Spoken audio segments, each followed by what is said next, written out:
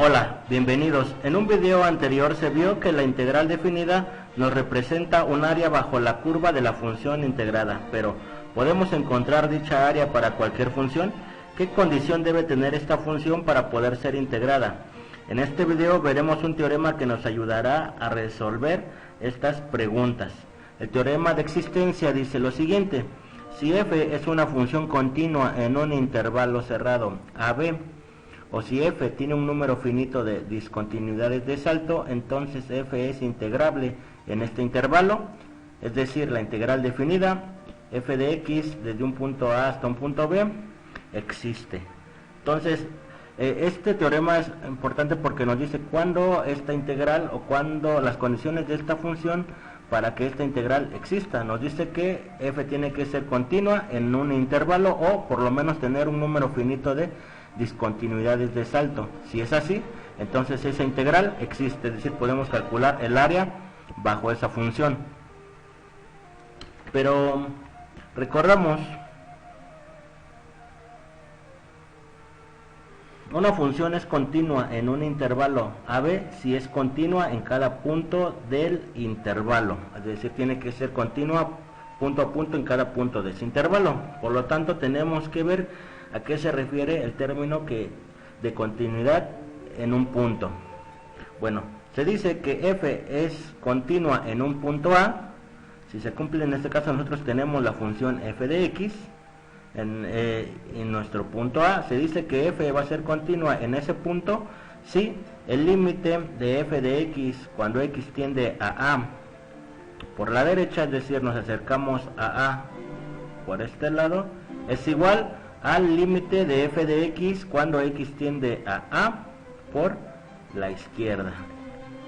Que se refiere que cuando nosotros nos acercamos por la derecha, esta altura, la altura de f de x tiene que tender a, o tiene que ser igual a que cuando nosotros nos acercamos a f de x, nosotros nos acercamos a A, por la izquierda. Tienen que converger todas a un solo punto o a una sola altura.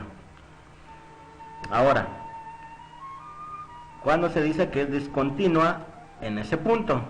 Bueno, si nosotros tenemos una función f, se dice que f es discontinua en el punto A si el límite de f de x cuando x tiende a A por la derecha es distinto al límite de f de x cuando x tiende a A por la izquierda. En la figura vemos, si nosotros nos acercamos hacemos tender x, nos acercamos al valor de A por la derecha, llegamos a esta altura, que es f de x. Pero si nosotros observamos cuando el límite de f de x, es decir, esta altura cuando x tiende a A por la izquierda, sería de esta forma, nos acercamos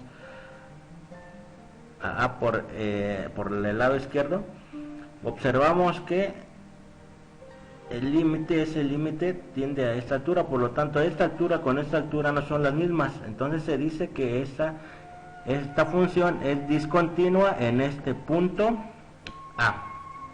Intuitivamente, cuando nosotros vamos a decir que una función es continua en un intervalo, si al graficar esa función en este intervalo nosotros nunca separamos el lápiz de el papel donde lo estamos graficando.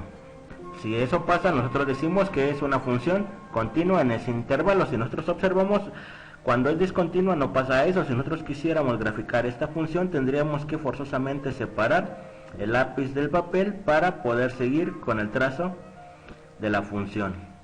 Ok, entonces recordemos el teorema fundamental, nos dice que si esa función es continua en ese intervalo, o por lo menos tiene un número finito de discontinuidades, la integral va a existir por lo menos en ese intervalo.